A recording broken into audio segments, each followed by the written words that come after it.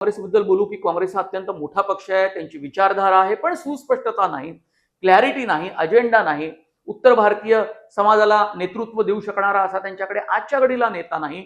नसीम खान आणि अमीन पटेल हे आणि अस्लम शेख असे तीन इथले मोठे नेते आहेत. म्हणजे त्यातलं नसीम खान हे माजी मंत्री असल्यामुळे तो एक मोठा चेहरा नेहमी त्यांच्यासोबत असतो. आज ते आमदारही नाही.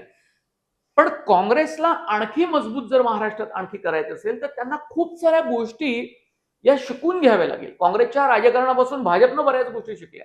आज काँग्रेस दुबळा झाला, पैशाने सुद्धा, कार्यकर्ता नाही, संघटन नाही, बूथ लेवलवरती तुमची माणसं नाही, असा विखुरलेला पक्ष आहे. एकीकडे तुम्ही उद्धव ठाकरेंसोबत जाता, नंतरच्या महानगरपालिकेच्या निवडणुकीत तुम्हाला वाटतं की राज ठाकरे आल्यामुळे आम्हाला त्या पक्षासोबत जाता येणार नाही. इतकं सगळं करून सुद्धा तुम्हाला उत्तर भारतीयांची मतं किती मिळाली याचंही विश्लेषण काँग्रेसला करावं लागेल. आणि मुळात जी लीडरशिप आहे ती लीडरशिप खूप महत्वाची असते. त्याच्याकडे व्हिजन असावं लागतं आणि त्यांच्याकडे यातलं काहीच नाही असंही म्हणता येत नाही. आहेत काही गोष्टी, पण त्या सगळ्या गोष्टी एकत्र एका प्लॅटफॉर्मवर येत नाही आणि त्याचा एकत्र इम्पॅक्ट आपल्याला पाहायला मिळत नाही, जो मतांमध्ये परिवर्तित होऊ शकेल.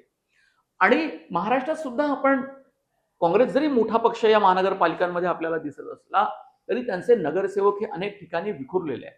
चंद्रपूरमध्ये त्यांची सत्ता आली आहे. सुधीर मुनगंटीवारांसारख्या तगड्या नेत्याला त्यांनी तिकडे मात दिलेली आहे. पण काँग्रेसमध्ये सुद्धा नव्या पद्धतीचं राजकारण, नव्या मतदारांना जोडण्याचं काम, महिलांना सोबत घेऊन जाण्याचं काम करावं लागेल. आणि भाजपनं जसा एक अजेंडा, जशी विचारसरणी, जसं एक विजन या सगळ्या मतदारांना दिलेला आहे, ती नवी आव्हानं सुद्धा शिवसेना ठाकरे गटाला, याशिवाय काँग्रेसला सुद्धा तो अजेंडा त्यांना राबवावा लागेल. त्या मतदारांना त्या सगळ्या गोष्टी कॅटर कराव्या लागतील आणि त्यांच्यामध्ये विश्वास संपादन करावा लागेल. तेव्हा कुठे मला असं वाटतं की काँग्रेसमध्ये एक नवी जान येईल किंवा त्यांना काही यश मिळू शकेल.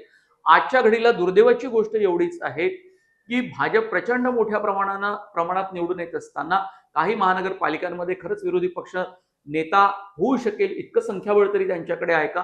आणि हीच लोकशाहीला घातक ठरणारी गोष्ट आहे. आणि तिथे कुठेतरी सामान्य माणसांची सुद्धा फसगत झाली आहे. कारण तुम्हाला प्रश्न विचारणार सत्ताधाऱ्यांना विरोधी बाकावरचा मजबूत नेता हवाच असतो.